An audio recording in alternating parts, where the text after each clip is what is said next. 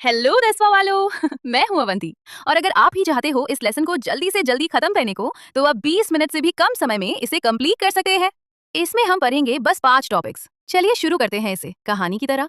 पहला, ये पेंटिंग बनाई गई है फ्रेडरिक सॉरी ने। वो चाहते थे कि सब नेशन एक साथ रहे और उन्होंने ये बात सिंबल से समझाया, जैसे कि टॉर्च ऑफ एनलाइटनमेंट।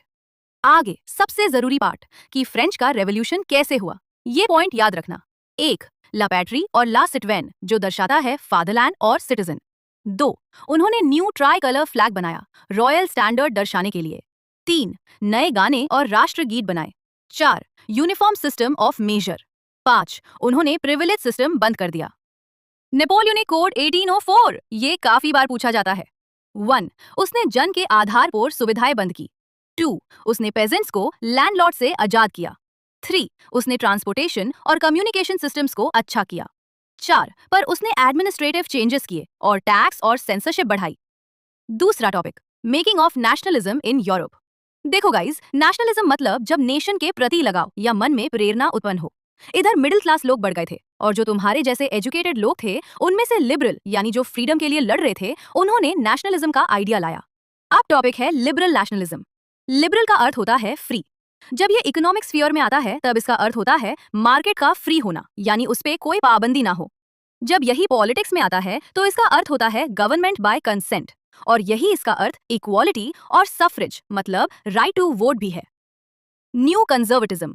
1815 में जब नेपोलियन हार गया वाटरलू के वॉर में, तब कंजर्वेटिविज्म मतलब पुराने ख्यालात वाले लोग जिन्हें नेपोलियन के होने के पहले वाले रूल्स लाने थे, उन्होंने सेंसरशिप लाई और प्रशा को इंपॉर्टेंस दी। इसके बाद अब जुसेप्पे मजीनी के बारे में जानो। वो एक रेवोल्यूशनरी थे जिन्होंने 2 अंडरग्राउंड सोसाइटीज ढूंढी। 3, एज ऑफ रेवोल्यूशनरी। इसमें एक फ्रेज है जो बताता है कि when France sneezes, the rest of Europe catches cold. मतलब फ्रांस में हुई गई चीजें जल्दी से यूरोप में फैल जाती है। Greek war. इसमें उन्हें पोएट्स और आर्टिजन की मदद मिली, जहां पे इंग्लिश पोएट लॉर्ड बायरन ने फंड्स दिए और खुद वॉर में भी आए। और फाइनली ट्रीटी ऑफ कॉन्स्टेंटिनोपल को ग्रीस वॉर ऑफ इंडिपेंडेंस से पहचाना गया। Romanticism, imagination and national feeling.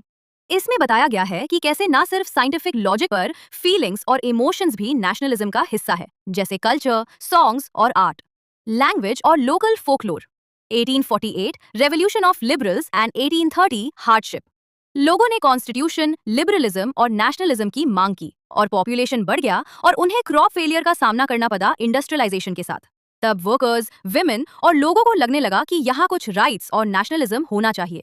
ये सब कंजर्वेटिव लोग सब पर कंट्रोल करना चाहते थे, इस कारण हो रहा था। 4, यूनिफिकेशन सीरीज। पहले जर्मनी से शुरू करते हैं। प्रूसिया के chief minister Otto von Bismarck ने 7 सालों में 3 वॉर किए, ऑस्ट्रिया, डेनमार्क और फ्रांस से।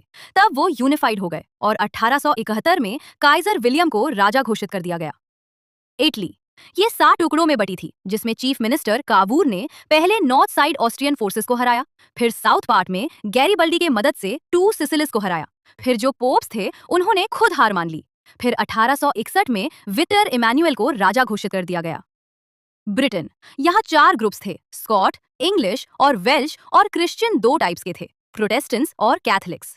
इसमें इंग्लिश पार्लियामेंट से इंग्लैंड ने पावर गेन करी, फिर उन्होंने स्कॉटलैंड से समझौता करके उससे अपने राज्य में लिया। यहाँ स्कॉटिश लोगों को रिप्रेस कर दिया गया और फिर आयरलैंड को उन्होंने वॉर में सपोर्ट करके जबरदस्ती खुद के हिस्से में ले लिया। 5, विजुअलाइजेशन।